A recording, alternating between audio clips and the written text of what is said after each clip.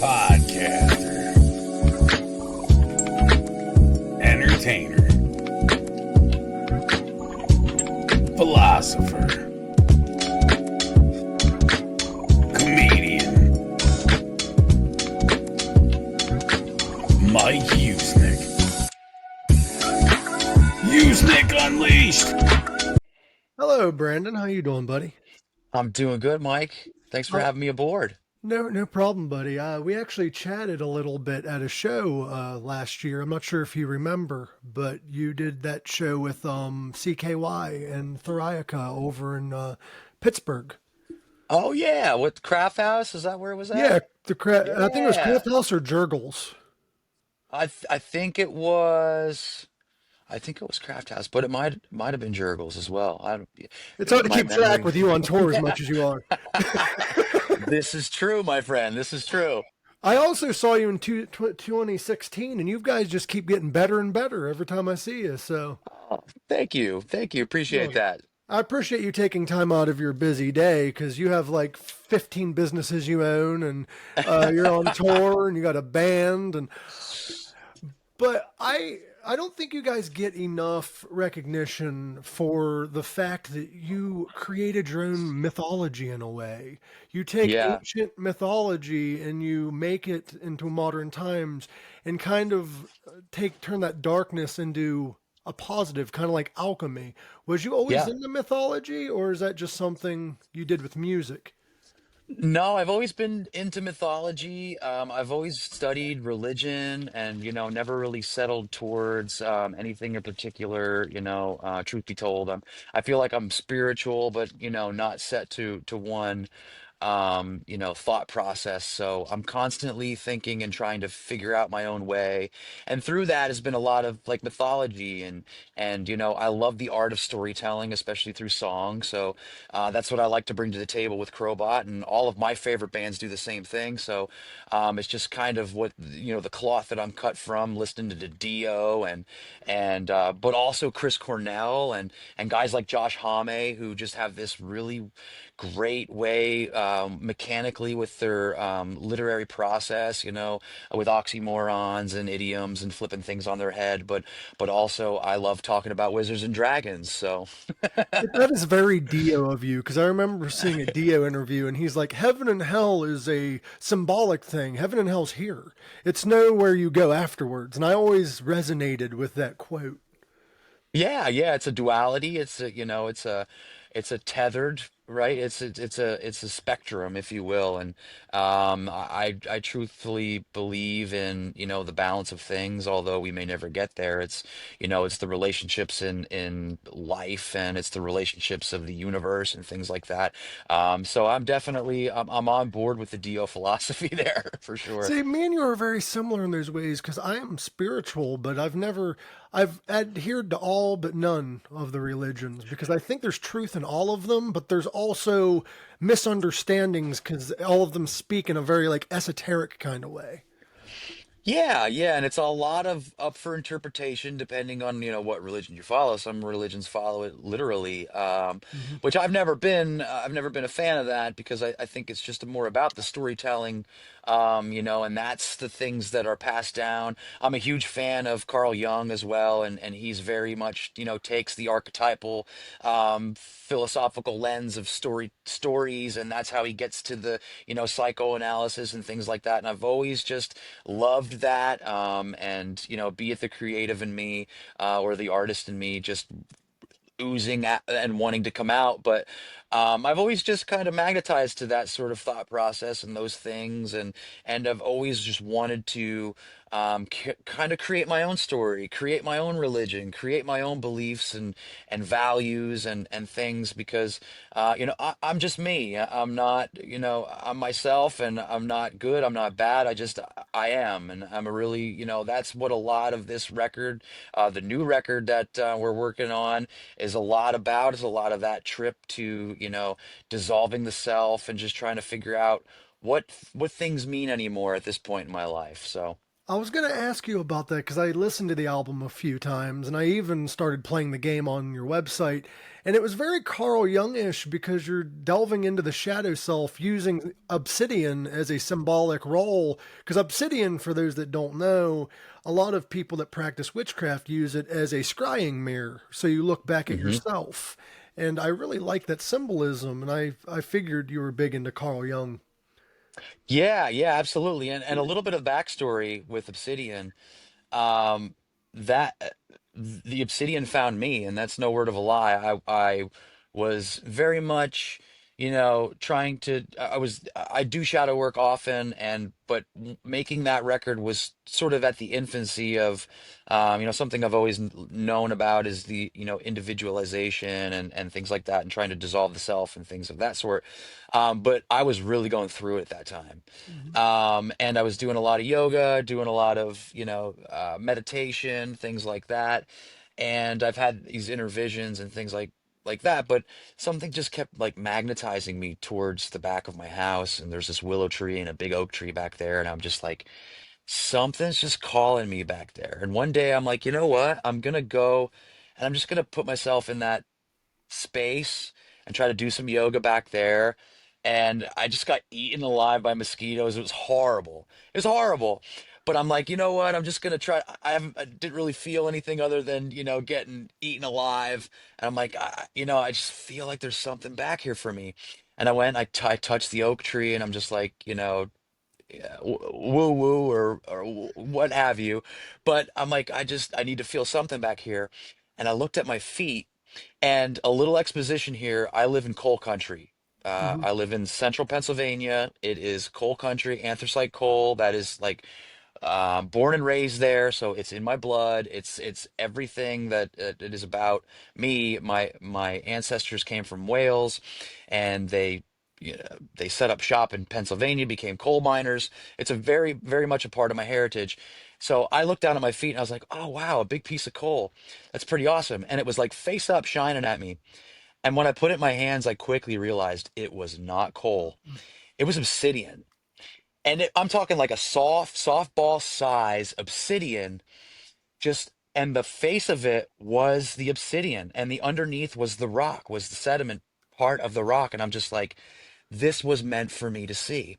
At the roots of the oak tree, and it just kind of led to the lyrics, the thematic process that I went through in that record, but also what I was already going through. So there's these weird synchronicities. I'm a huge believer in that. I'm a huge believer in finding with the universe the little breadcrumbs, if you will, and that was a big breadcrumb. So That's a huge um breadcrumb. it is. And I in my research too, after the fact, because I love researching. I love, trying to find the meaning of things, and I'm a Mhm. seeker at heart. So, um, learning about obsidian and what it's all about, and the symbology attached to it, but also the fact that this is not something that I should have found where I found it. No. Um, and specifically in coal country, I thought it was something else. So it's just this whole thing. And I would meditate with it. I would ask it for the truth, and like you say, scrying mirror. Mhm. Um, it was very much a part of the process, a very much a part of the intention setting, a very much a part of everything. So the record kind of just took shape on its own, and it was already happening, and it was just this piece, this nugget, if you will, that I was handed by the universe. I feel that just kind of pulled it out of me even further. And also the record itself, we had just gotten out of our deal with Mascot, Mhm. so we were kind of like handed this uh you know, gift to ourselves to be able to take the reins finally and be out from underneath a label or any kind of added pressure to sound a certain way, or a gatekeeper sonically of like whether they like it or not. Like that was out the door. We're making these records on our own. We're producing it on our own. We're recording it on our own, with the help of our great friend Alberto De Acaza, who is just such a phenomenal engineer and producer. But it was back to us, and it really felt. relieving, and it sort of forced us to reflect on everything meant to us. You know, this was a moment in time that we've really worked towards as a band since the beginning, is to be able to step back. And we've talked about this before, is like, hey, wouldn't it be cool if at some point in our careers we could just like do whatever we want? And now we're finally here, and albeit we weren't ready, you know, it was just kind of a shock that it even happened. So there was like all these emotions and all these things that forced us to reflect on things and set intentions, and really just get back to who we were as people, and lovers of music and lovers of Crobot. So it was a journey, it was a process, a philosophical one, an esoteric one, you know, a belief system, earthquake test. But you know, that record really means a lot to us in you know, the chronology of the band. See, I absolutely love because if you go back and listen to your albums, it kind of, I don't know if this was intentional or not, but each album kind of tells a different part of the story of Crowbot, what you guys were going through at that time.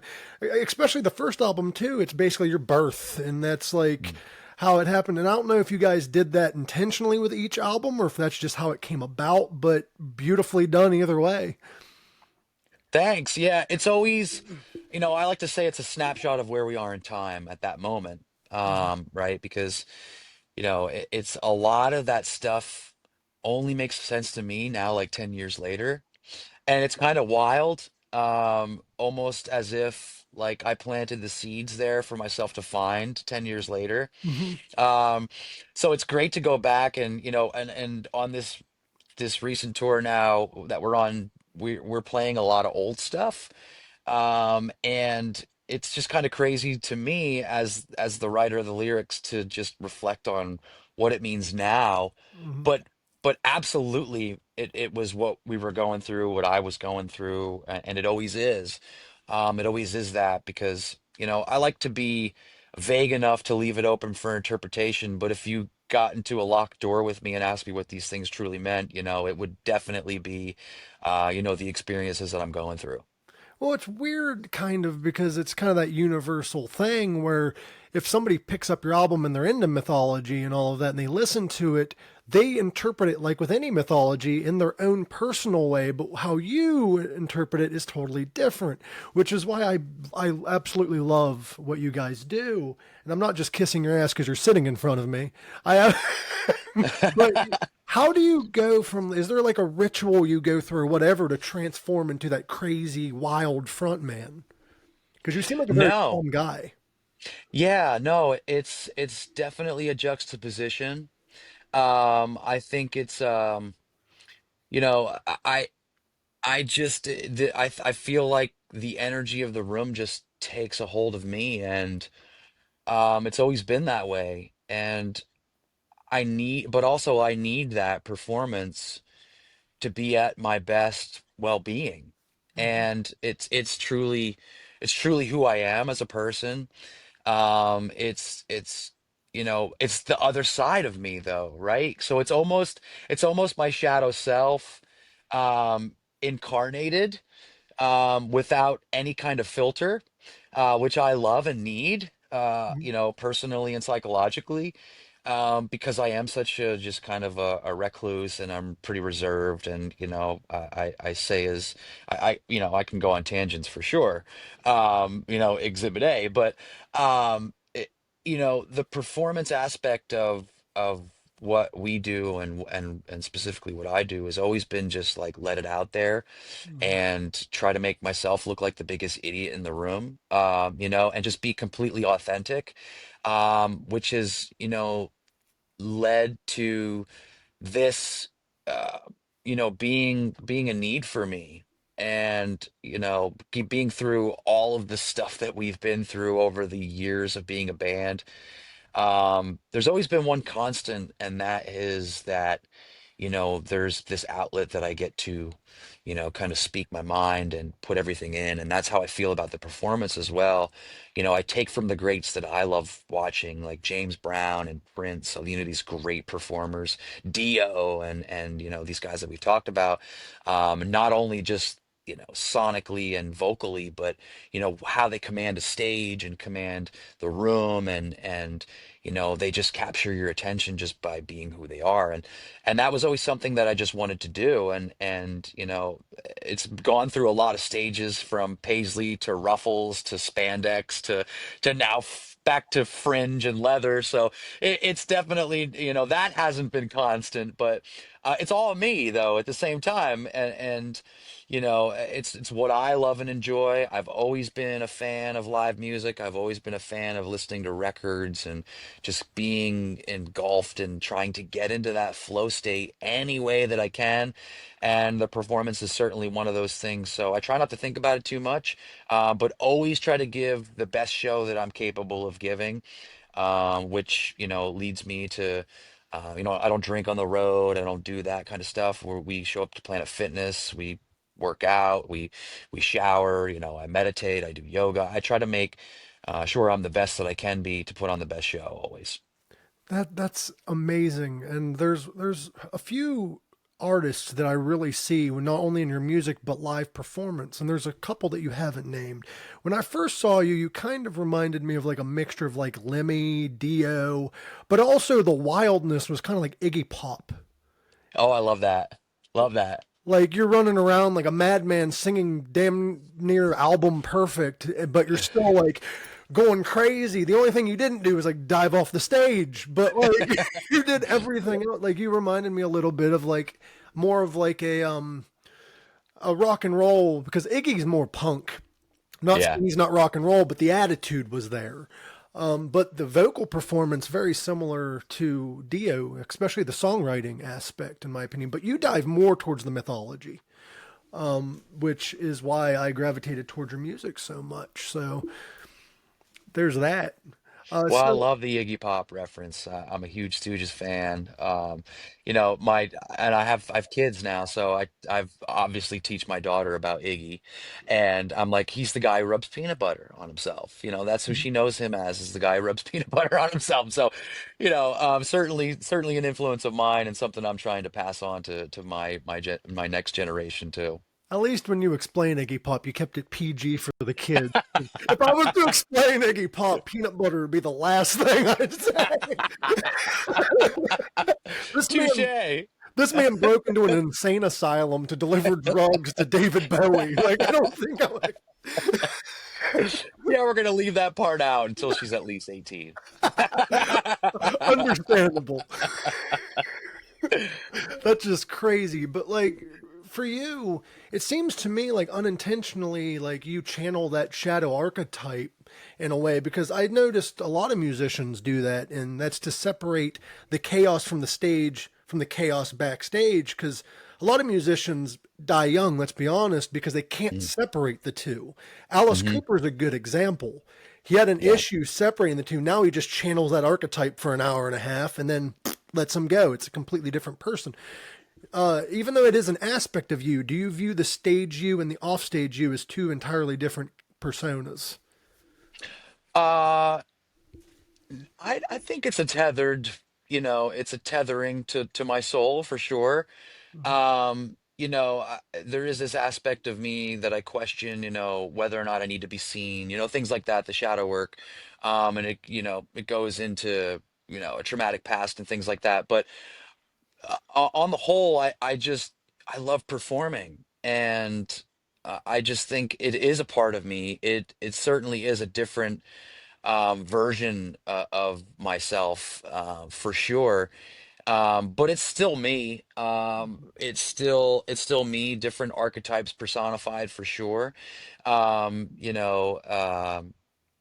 Whether it's, a magician or a sage, or all these other things that I like to bring to it. Casting spells by via words and things like that. But also, like, I've seen, just to come down to a lower frequency, I've seen bands just stand up there and phone it in, and that's not me. That's not us. We've never been that kind of band. We've always been a band that's like, let's let the experience be coming to see us. Yes, the records are going to be great. But we may never get to that point where we're able to capture this in the studio because that's what we want. We want you to come experience Crowbot in a way that you can never experience us, and that's coming to a live show. And that's our mission statement as a band, and that's always been my mission statement as an individual performer is let me leave you with something. If you Mhm. don't buy a shirt, if you don't buy a CD, I want you to leave with something. My funk on your shoulder, or whatever it is. If you're in the front four rows in the splash zone, you're gonna get sweat on, but I want you to be able to smell that club when you go home. Oh, I That. smelled it when I saw you. It was Yeah. stinky. It was. See, see, see.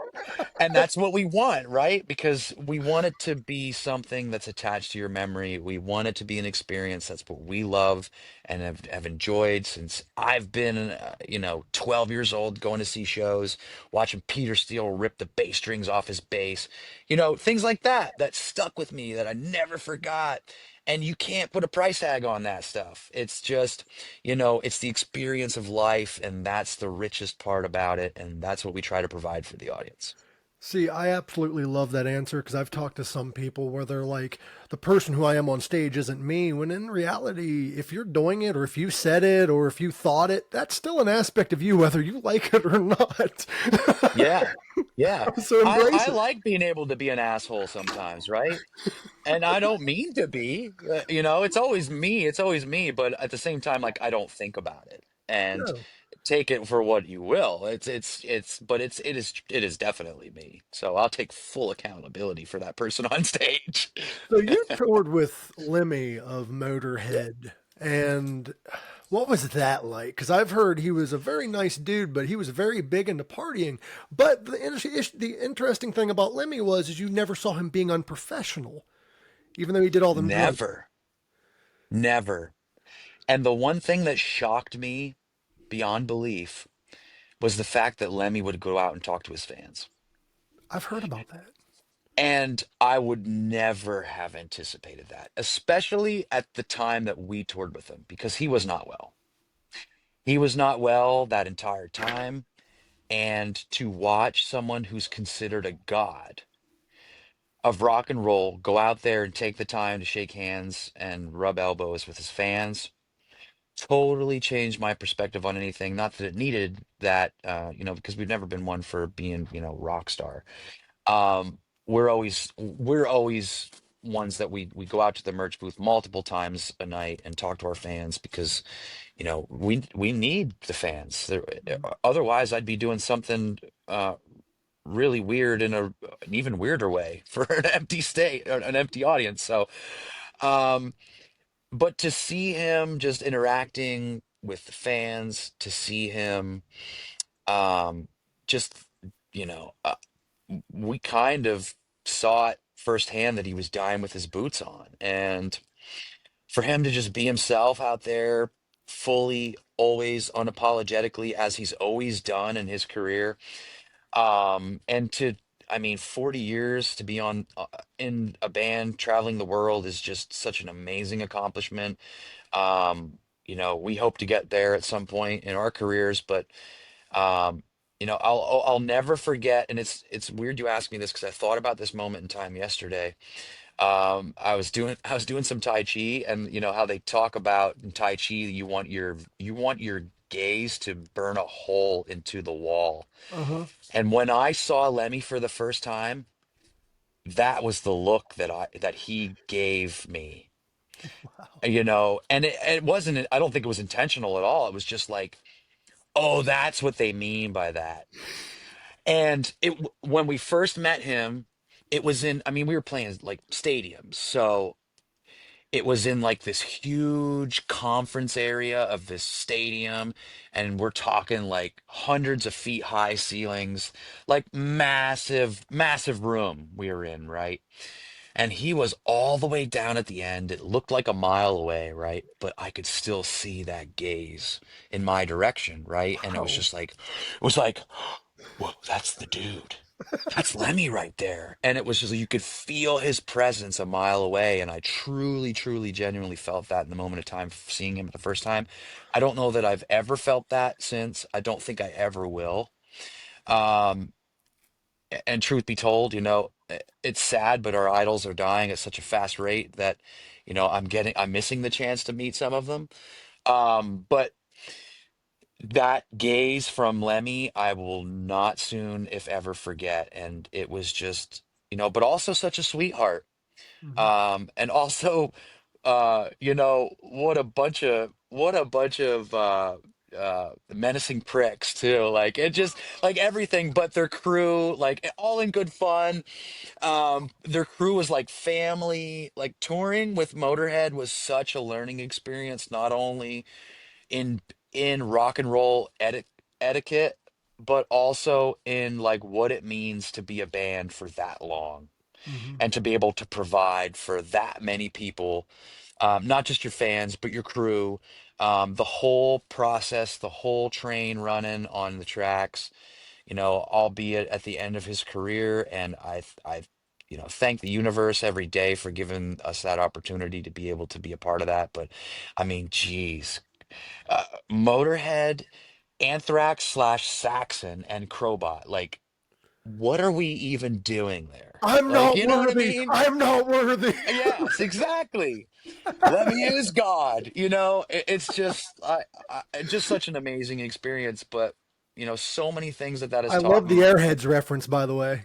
Yeah, yeah, yeah. But that's the thing. Like, you think of Lemmy, it's like trick question. Lemmy is God. It's like, damn, that's the guy. I never got to meet Lemmy, but I had a very similar situation. I got to meet Alice Cooper, and his crew was incredible. And he didn't give me that kind of a gaze, but he is at that level where he doesn't have to do it, but he treats every single person like they're the most important person in that room. Yeah. And that's a special talent because it's hard to do that when you're in a room of hundreds of people. Yeah, yeah, and to do it for as long as those two have, Hmm. you kind of think of some of the other stories that you hear from some of the other people out Hmm. there, and it's just totally the opposite. Like, they don't have the time of day for you. They Hmm. could care less about you. You're just not on their radar. And I get it. Like, it's tough on the road. Hmm. Truth be told, like, it's not for the faint of heart at all. But we've always taken the stance of, you know, it's tough out here for everybody all at the same Yeah. time. It's not just you, man. But to see it personified in those two, and I haven't had the opportunity to meet Alice Cooper, but wow, such a fan of his work and what he's done, theatrically, creating such greats as he's done for performance, like we wouldn't have Marilyn Manson if it wouldn't be for Alice Cooper.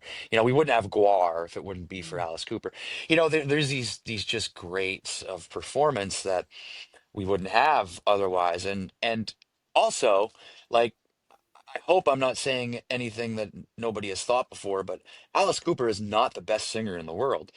But what he's done to be, and Lemmy the same way. I love Motorhead and I love Alice Cooper, but they are not the best singers in the world.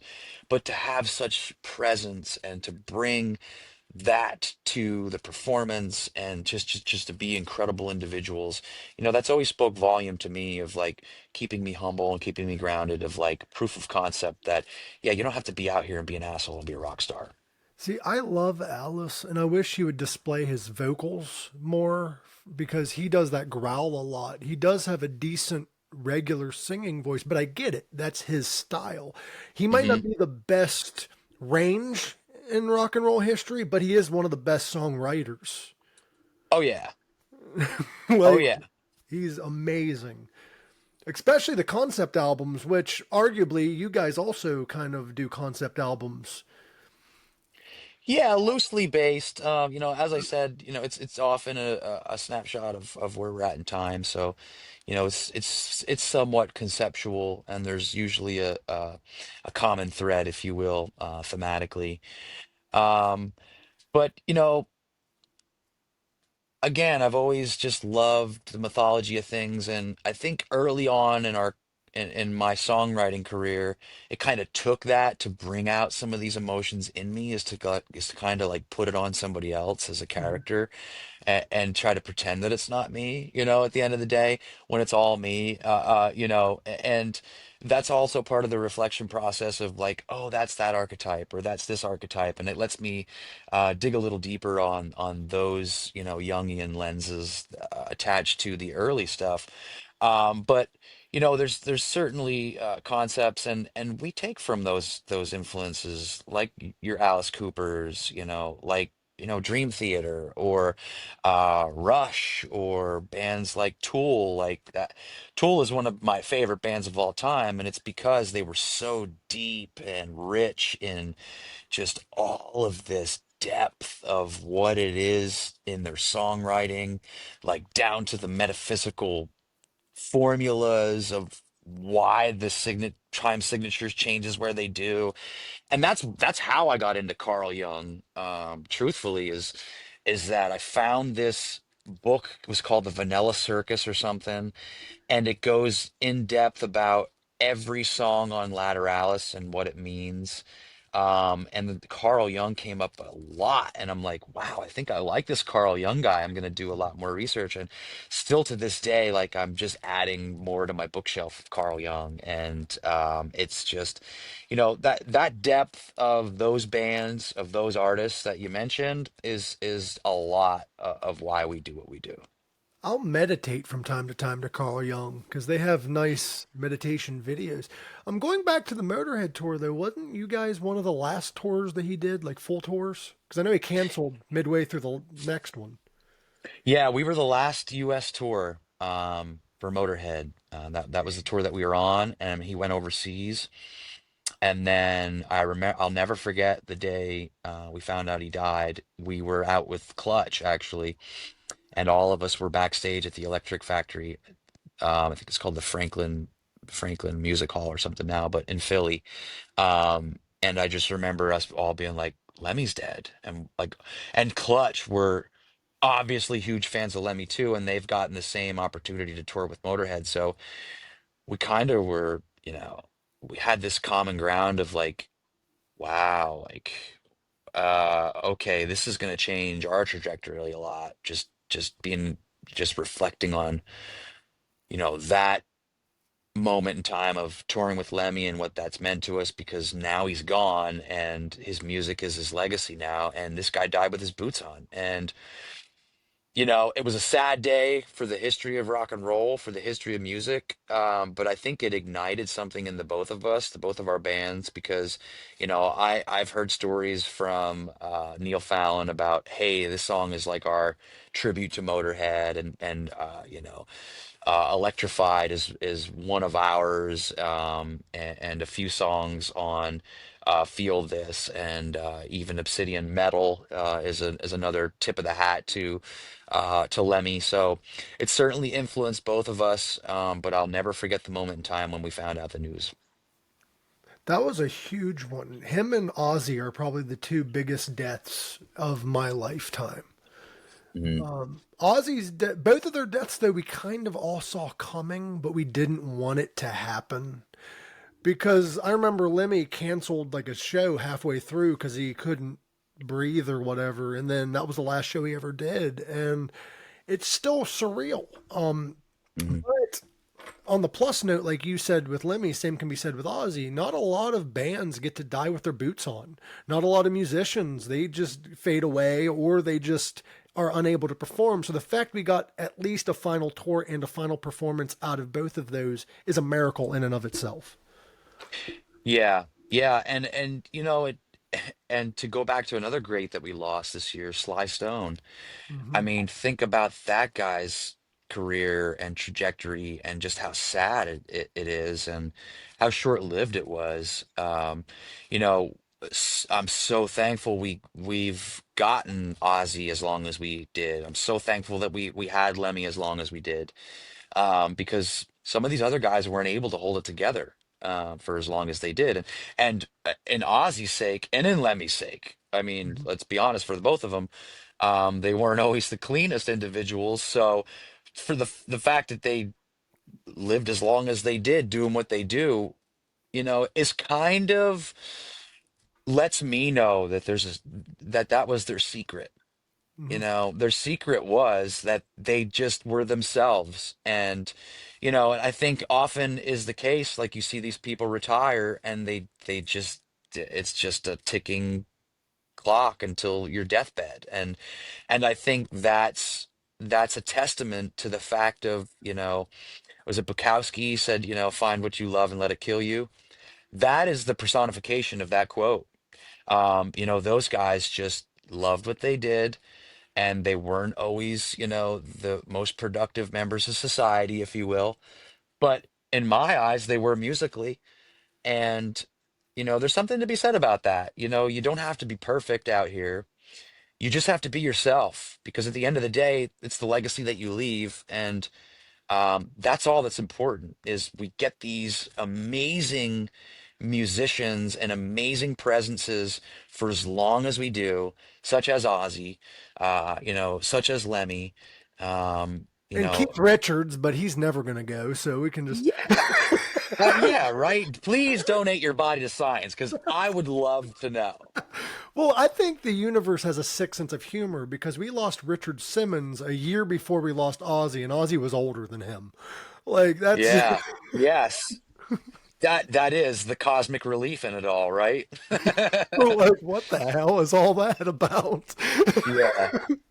Yeah, albeit I think that Richard Simmons was really, peeking through his windows, wondering what the hell's outside. So, you know, So you think but I stress plays a big factor in that process too? oh, absolutely, and I mean, I don't know much about Richard Simmons, but I know enough to know, like, I believe that guy that's out there doing his workout thing, you know. There's one thing that I've ever thought about Richard Simmons is just like, oh, he's different, he doesn't seem like he's pretending to be somebody else out there. But I don't feel like, when you get to that point, it's more or less, and this is just me speaking from my own experiences, like when those things kind of come into the psyche, it's usually because you're not in the place that you should be, Mhm. And you're right? pretending. And you're pretending, or you're running, or you're hiding, or you're wearing a mask. And I think that's what we need to learn from these guys like Lemmy, like Ozzy. Um, you know, Ozzy, the whole TV show thing, and it got a little corporate there, but I still always believed it was Ozzy. And that's something to be said too. There's the Lennon aspect of the spectrum, but there's also like the Ozzy aspect of the Yeah, spectrum too, because right? not to interrupt, but with Yeah. Lennon, he was all about peace and love. But then you find out behind closed doors, he wasn't necessarily that guy he was portraying. But with Ozzy, you ask him a question about something fucked up, he does, oh yeah, that was me, and he told his side of the story. Like the guy was authentic as fuck. And there's a lot of reasons why we shouldn't love Ozzy, but we love him because he was honest. Yeah. I'm Yeah, glad you absolutely. Again, I believed that was Ozzy in the Osbournes. Like, realized. absolutely 100%, right? There was no faking that. And that's all part of like the appeal of that show is like it's totally unscripted, but it's scripted. I mean, it had to have been, but nothing is scripted with Ozzy. Like No. 100%. It's like a Will Ferrell or a Leonardo DiCaprio, right? It's like you get these guys and girls to act because you don't know what's going to happen, and that makes the best performances, right? It's like this loosely scripted, unscripted authenticity that I just always believed it was Ozzy. Did you see that they're planning on making an Ozzy biopic? Now, I was looking it up, and this guy was like, in memory of Ozzy, they should have Denzel Washington play Ozzy Osbourne. Because in an interview, they asked Ozzy if anyone would play you in a movie, who would it be? And he's like, who's that one fella? And they said some guy that used to impersonate him really well. And he's like, no, no, no, Denzel Washington. That's the I feel like that's the answer for a lot of people. I'm sure if you asked Jim Carrey who he would like to portray himself, it'd probably be Denzel Washington. But could you imagine that Aussie movie? I'd watch it. I would definitely watch it.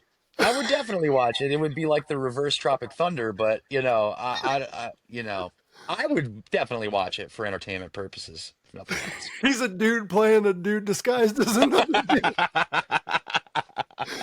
That movie is spectacular. I love Tropic Thunder. I'm a big Yeah. comedy guy though. Like, give me the Monty Pythons of the world. Like, Oh, you're preaching to the choir, brother. I mean, I grew up with that English humor. My grandfather was loved Faulty Towers and Monty Python. And I'm a huge Douglas Adams fan. That's a lot of like I've got the comic book that also, ties into the Crobot universe, but I lean on a lot of Douglas Adams, the tongue-in-cheekness, Legend of the Spaceborne Killer. It's a lot of Douglas Adams in there, and I've always loved, Monty Python and just that I tend to go backwards with my humor for sure. did you know that Monty Python, a lot of their movies, studios would not accept, so they had musicians fund them? No. Yeah, No, I did not know that. Holy Grail was funded by, I think, the Rolling Stones, Aerosmith, and some other musicians. And Life of Brian almost wasn't released. Nobody would touch it, and then George Harrison paid for it out of pocket. Wow, that's amazing. Yeah, Wow, think about the world we live in if we didn't have those films, right? right. Life of I Brian actually wasn't in theaters. You had to buy it on VHS because nobody would have it because it would. You know how they used to have underground theaters, like they would play obscure movies. That was one of them back then. Wow. And it Wow. blew up because the government was trying to censor it, and it was so big of a movie that people just bought it off shelves and they made more money that way. Amazing. See, that's another testament to just being your authentic self, truly. Since you like Monty Python, did you ever watch Whitest Kid You Know? Yes. I loved that show. Yes. Oh, absolutely. Absolutely. Oh, I reference those skits very often. A lot of people don't know what the hell I'm talking about when I do, Get your but mind out of the gutter. He's a grape. it seems you pissing upon my leg, sir. A whole gallon? Have you watched their movie? They have two movies out. No, no, I haven't seen the movies. They have one called The Civil War on Drugs. It's Oh a, my. it's about these two friends during the Civil War. They end up discovering cannabis through their slave neighbor, and they end up coming outside and they're talking about we're gonna make it illegal, blah blah blah blah blah. And they're like, we don't want it to be illegal, so they accidentally joined the Confederacy, thinking they were talking about cannabis when they were actually talking about slavery. And then they, and then they find out the Union is actually for freedom and for cannabis, so they joined the Union and they freed the slaves, not knowing they freed the slaves. They thought they Oh, made this is cannabis amazing. legal. This is amazing. I gotta see this because this is everything I love about everything. Like they go to Yeah. Abraham Lincoln and they're like, so we made cannabis legal, and he's like, it's been legal. Yeah, you need to watch this shit. It's Oh, hilarious. absolutely. Absolutely do. They have a new movie out too. It's called Mars. It's the last thing that Trevor Moore released before he died. Oh, wow. I haven't seen that one Wow. yet. I really want to. I didn't realize he passed away. He did. There's a lot of controversy behind his death. They found him face down in his yard. He fell off his balcony. Wow. People aren't sure exactly what happened. There's actually conspiracy theories about it, which is, crazy. Wow. Yeah, yeah. He supposedly the official report was is that he was drunk and he fell off his balcony, and Hmm. people were like, "That's not like him." Interesting. Interesting. Yeah, and I find it very weird if it is a conspiracy out there about his death. It would make sense because he was very, very edgy and questioned everything. Hmm. Like that skit about what you can't say on television. Yes. Yes. It's like a page from George Carlin's book, right? Yeah, But even worse. yeah. I miss George Carlin. Oh, yeah. We For need sure. What a great. we need him now more than ever. Like Absolutely. because if there's anything that I've learned is like sometimes you just gotta laugh at it. Yep. You The just only gotta laugh at it. the only comedian that's close to George nowadays would probably be Dave Chappelle. Yeah, yeah, Like, truly a great as well. yeah. Absolutely. Yeah, I his know. writing is Since you like British comedy, you into Jimmy Carr? Jimmy Carr. Remind me. I don't know. He is a very very offensive stand-up comedian, but he also is a game show host in Britain. He's the game show host of. Hold on, let me look it up because I forget exactly which shows he does. Yeah, I'm not. I probably if I seen a picture of him, I'd know who it He is. looks But like the puppet from Goosebumps. That's the best way to explain him. oh, that's great. He's Oh, I the think I do know who you mean. Yes, I do know who you mean. Now I know. Yeah. yeah, Yes, and he's pretty dry, right? yeah, Well, very dry, obviously English very humor, but offensive. Like yes. Yep, I know exactly who you mean now. The puppet from Goosebumps. That was a great depiction. he's also the host of 8 out of 10 Cats, which is a 8 out of 10 cats. British game show. He's great because people try to cancel him all the time, and he just gets stronger and stronger. Isn't that funny? I mean, I did stand up comedy for a little while, and I still kind of do from time to time. And I've always said when it comes to comedy or music or any of that, there's two types of canceled. There's Dave Chappelle canceled, and then there's Bill Cosby canceled. Oh Uh, yeah, that's a great spectrum right there. like you want Yeah. to be Dave Chappelle canceled because that gets you Yeah. money. Yeah. Right. Right. Right. Yep. Be South Park, not Epstein, right? Right? Ugh. Dude, I love South Park. Oh yeah. So many days, everything just comes right back to a South Park episode. Social commentary, you cannot really say anything without it reverting back to something that they've done on South Park. We can even go further back. We can't do it without reverting back to Simpsons because at the end of the day, everything South Park is doing, Simpsons did it. Simpsons did it. Simpsons did it. Yeah, and I mean, to go back to earlier in our conversation, wow, the things that they've done 10 years ago and how it's become true. Like just incredible how it was almost like foreshadowing of what is actually happening in the world. And I mean, that's like the biggest punchline of all, I think, is that wow, this stuff that we thought was so crazy and so funny, and it still is, and like no way that could ever really happen. And folks like, Groening with Simpsons and Trey and Matt with South Park are just they just have this crystal ball of just understanding the human experience so much to just be able to make it's just so predictable. I We think must be Matt so Groening, predictable. though, I think Matt Groening is a time traveling wizard because this man not only predicted all that shit, but when he was called out on it, he released a show that takes place 1,000 years into the future. Brilliant. Like, Brilliant. we're on to you, Matt. Yeah. So you guys have a show coming up on Halloween. Do you have anything planned special for that show? We will wait to see what the spirit gods of Halloween present before us on the shelves. So nothing, we loosely based, we're walking into a spirit Halloween store and just seeing what happens, man. That's the spirit of Halloween, though. Just let Yeah, it yeah, happen. that is. Yep. It will find us. So we keep talking about like symbolism and stuff, but your name, Crobot, I've found different interviews. You guys said that crowbar, but you're robotic, so you dropped the W, and then it was just a random name you came up with. You can't tell me that your brain is that in depth that there's not some kind of a cool story behind that name. Like, There really isn't. There really isn't. You should have saw some of the other names that we were going to go with. It was like Robot Johnson and Dirt Bath, and we're just like these just aren't good.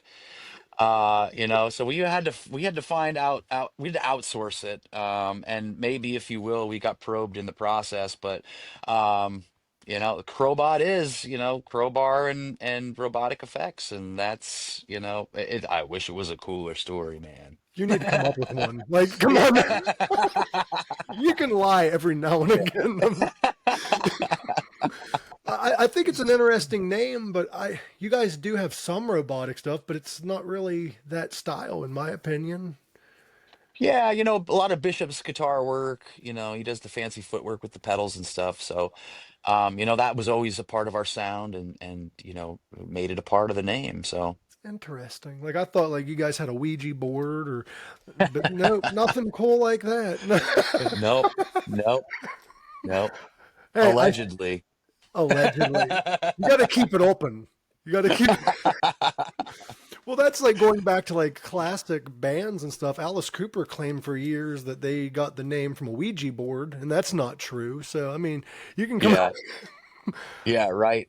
That's We just got it. We got to just make bad publicity out of it, right? Do the old yeah. Jim Morrison. I'm sorry, but Jim Morrison didn't have to make up shit for bad publicity. He just oh, I think I lost you. There you are. Oh, Lost me there for a second. Sorry, my wife was calling. oh no, you're Love, good. If you love if you, you if, babe. if you have to talk to the wife, I can let you go. But No, it's all good. okay, I was gonna say you're always welcome back for a part two. I really do enjoy chatting with you. Yeah, let's do part two for sure. Awesome, awesome. So, what you guys are going to the UK? I see. Yeah, How yeah, how many times does this make it? And what's your favorite part of the UK? Now we get to watch other countries fight. yeah, right. I love the UK. The UK has always loved us so much, and it's great to go back after so long of not being there, and being away. It feels like we left family stranded over there, and it just doesn't feel right. So, it's a blessing to get back over there. Brexit has kept us away because things got so expensive, and then we found the loopholes. So thank you. Uh, we figured it out. But it really is a different experience over there. The way they treat their artists, the way they love music is bar none, and we're so thankful to have had the experience of going over there to even, feel it necessary to go back. So we're excited. Every time I see footage from the UK, I get jealous because I want to go because like you don't see very many phones in the audience at a UK show. Like No, they're there. Like they're at yeah. the it's like watching a 90s concert. Like they are there. Yeah, and sometimes they don't even know who the hell you are. And that's the coolest part is like people just go out to shows because it's what they do. They still read rock and roll magazines. They still go to shows. It's still very much a part of who they are as a culture, and which is also weirdly enough that island is pretty small, but nobody travels more than an hour to go anywhere, which is like Wow. totally different from over here. So there's a lot of tight knit communities that just they take something that they love and they just love it so hard, But and it's amazing. all respect to the UK though. You drive 2 hours, you're in another country. Like Yeah, legitimately, legitimately, and a totally different accent. yeah, it's weird because I got friends over there and they're like, "You drive 3 hours to a show?" I'm like, "Yeah." They're like, "That's like a two other countries where I'm." Yeah, yeah, Like, yeah, for real. wow, that's fucking crazy. Yep. Where at in the world would you like to do a show that you haven't yet? Oh man, Italy. Italy. We've yet to get to Italy, and Ireland, and How's Japan? Australia. Those are How's like about the three that? places, and Japan. I'll add a fourth to the list, but um, Italy because we have been so well received there. We had like a top 10 hit there, alongside of like U2 and Pearl Jam, which is insane to me. But we still have yet to get there. And Ireland is just, we just feel like, we would fit so well with, and with the Irish audiences.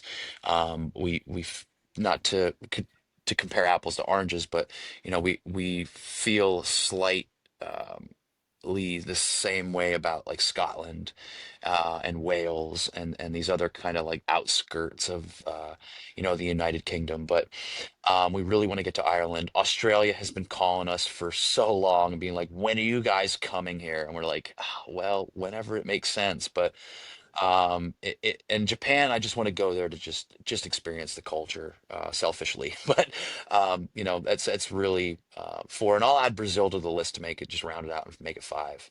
So every UK place you've never been. Okay. Yeah, yeah, basically, yeah, yep. If you go to Australia or Ireland or any of them places, I'll have to keep my eye open because I do have friends and I want them to see you guys. Yeah.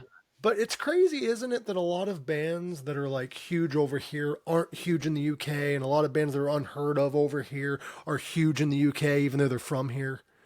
Yeah, it's wild. Like Blackstone Cherry, Alter Bridge, bands like that are massive in the UK and Europe. You come here and they don't have any trouble filling small clubs or mid-sized venues, but they're nowhere near the status that they are overseas. Rival Sons, another band that's just great, amazing, and you just wonder why they've never taken off in the States. And it's just different. It's just different over here. People like different things, and the culture is just completely different. It's a lot of disposable sonic sounds and things like that. Where like I said, UK and Europe, they just find something they love and they will just squeeze every ounce out of it. It's not like that here. Everybody just wants to hit it and quit it and throw it away. Um, which is something we get wrapped up in a little bit of feel like that's a little bit of the cost of our individuality and uniqueness is, we're not as well received in the States as we are overseas, and that's what makes it such a travesty to have it so long between the last tour and now. That's very unfortunate because you guys are incredible. Keep it up. If you have to, go to UK, but I'm going to sneak on that tour bus. Uh, you're We're in gonna, a sprinter van, man. We're roughing it out there. I We're look roughing like it out I there. look like a roadie. You'll be fine. I thought we Absolutely. were I don't think anybody would question that you're a part of our crew. when I first saw you. I'm like, I think we might be related. I got family from Ireland. You got Ah, Wales, it's close enough. well, Ireland was the melting pot, so who knows? Yep, yep, yep. Hey, I'm sure we'll trace the family tree and find some limb on there. I'm like that son of a bitch. We're related. No, where's my check? No, I don't know, man. I'm still waiting on it too. that's the thing people don't realize is the bands, even if they're like more of household name-ish, because you guys are pretty well known. Bands that are well known don't make that much money. People don't realize that. That's why you're still on the road. Yeah, yeah, and that's why I have to be a real estate agent on the side, right? Yeah. How's that business Yeah. going, by the way? What's that? How's that business going, and how do you do that well on the Oh, road? oh, it's great. I've got a great team behind me. And one of my brokers at the brokerage I'm at now. He's a traveling musician as well. He totally gets it. I'm part of an actual team. It's amazing. And I've only been with them for about 6 months. Shout out to the Beedorf Prince team, Coldwell Banker. But yeah, no, it's great, and I just love people, and I love. I love helping people, and I genuinely feel like if I didn't feel this way, I wouldn't do it. But I genuinely feel like I'm giving a service to people at one of the most, trying times of their life. And That's fair. sorry, I got another phone call. Busy Yeah, guy. yeah. Did somebody One of buying a the, house? no, no, no, no, unfortunately. But no, I do love it. I love the experience that I get to give to my clients. I love being y- servicing the way that I can, and just being authentic. And I've been beaten up by labels contractually, so I feel like I've got pretty callous skin when it comes to negotiations and things like that. So I genuinely believe that I bring something to the table, and it's just great to be able to provide that for people. And truth be told, it's nobody does it because they know who I am. Yeah, and it's just something I get to do, and be fulfilled doing it. See, when it comes to being a touring musician, I actually heard a very interesting quote that you might relate to. I believe it was Gary Holt of Exodus. He said that I'm just a glorified T-shirt salesman. I say that all the time, all the time. Yes, Gary. Yes, absolutely. Those same words come out of my mouth. It's the truth. Because you make more money selling merch than you do touring, really. I mean, Well, it's the merch that makes the money. It's the touring itself, you will be in the red, and that's the scary part about all of this is that you need to make it up on the merch. And if you don't, then you're in the red. And that's the risk that you take every tour. On the UK tour, I'm the same guy who does the budgets. We're gonna lose money as it stands now. And it's part of the trials and tribulations, but also, going back to just the thought process of just being authentic. We don't try to get caught up in the pendulums. We just try to get out there. We do what we do to the best of our ability.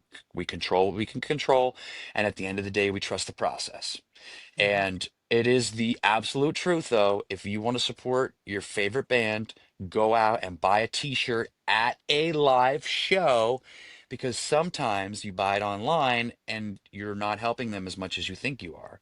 Tickets, kind of the same thing. We want you there, but if you really want to support your favorite band, buy a t-shirt. I don't want to sound like the old guy, get off my lawn, but buy the album. Yeah, buy the album, right? But that's not the product anymore. That's just like the free PDF to get you to the landing page, right? There's a That's positive and a negative when it comes to that because Spotify and streaming apps don't pay that much, but you get out there to more people. So it's kind of like the duality of life. Like, Yeah. And forever. Let's not forget about that, because I often think, oh, we happened in the wrong era, and if we only would have been in the 70s and 80s, it would have been a completely different story.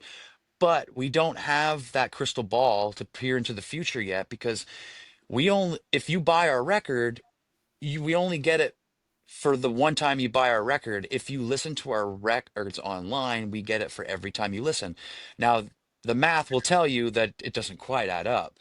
mm, But when you get more people listening to your songs many times over, and now we've got another generation possibly of people listening after we're gone, maybe my kids get to have a little bit of the drip. You know what I mean? So these are things that we don't really think about right now. That is a difference in the way we digest our music these days. Is that there are silver linings to this, and yes, the balance is skewed, but it's always been skewed. And now, case in point, we're able to do things on our own now, and we get 100% of that pie. mhm. So, it's opening up this new world of the Wild West, but also, like, we've always considered ourselves a small ship, and small ships can pivot a lot more easily in the storms. So that's the way we look at things. Is like, yeah, it's tough out here, but we're not Metallica. We don't have all of these cogs in the wheel that need to spin to make this thing what it You're is, not and we don't have Metallica, anybody but to you are answer. Spinal Tap. You're not Yes, Metallica, but you're Spinal Tap. we are closer to Spinal Tap. I will give you that. I lost myself on the way to the stage just last night. Have you seen the sequel yet? I haven't. I haven't. No. It's No, so I good. want to so bad though. It's so good. You brought up a few really good points that I was going to bring up. Music nowadays, unless you're self-produced like you are, music actually not just nowadays, but over time, the individual musicians didn't really make a whole lot off of albums because it went to the Hmm. producers, it went to the road crew, it went to whoever you had to get to. By the time it got to you, you maybe had half a penny. Hmm. Yeah, I mean, So, talk like we talked about Sly Stone. yeah. Like that's that, he didn't, they're just now getting their rights back within the last 10 years, How did you get that, George by the way, Clinton. all your rights off the record companies, or did you just get lucky? No, we did get lucky. And I mean, truth be told, we're still under some of these contracts with the labels and things like that for some of our previous work, but now it's not that way. And we have Megaforce behind us, who we love. And we've got, they distribute our record, and the deal that we have going on with them is just an amazing deal. They're so helpful in getting our stuff out there. But it's not like what we had with Wind Up. It's not like what we had with Mascot. We are the masters of our own destiny. We're at the helm of this fully. free. We have full creative control, and we get to reap all the benefits. It's a smaller pie, but at the same time, we're still out here doing it. We're still on the road. We're still able to make records the way we want to make them and make the music that we want to make. So, again, there's silver linings to this, and we're figuring it out as we go, as we do most things. I'll tell you, most any project I do, it's like the last stroke of the hammer where I'm like, oh yeah, I finally feel like I figured this out, and then I'll die. And that's just going to be the way it is, and I've given up to that philosophy a long time ago. But we're just out here just being ourselves and just hoping that people care about us enough to just come see us, and they still are, and we thank ourselves every day for it. I'm glad that you mentioned Sly Stone because the influence that he had, a lot of people don't realize. For Mhm. instance, Dave Grohl said that that drum beat for "Smells Like Teen Spirit" was a Sly Stone drum beat that he ripped. Oh It, wow. it's like a disco beat. It's like, Oh, he's a clever disco beat hider, that Dave yeah, Grohl. hiding Hmm. disco beats in Nirvana songs. Uh-huh. Love it. Love it. It's Uh, brilliant. But hey, hey, just gonna say this. I have 1%. I'm probably gonna die here pretty soon. you're So, good. Don't no, don't you die. Let your phone die. Don't you die. But I'm gonna let you go. Promote whatever you yeah. need to at that 1%. We're out on tour right now with the Atomic Bitchwax, going around the U.S. We've got a new record coming out spring 2026, dropping a new single on Halloween. So be sure to look out for that. Um, but yeah, just keep tuning into the bot signal, and we'll just keep doing our thing.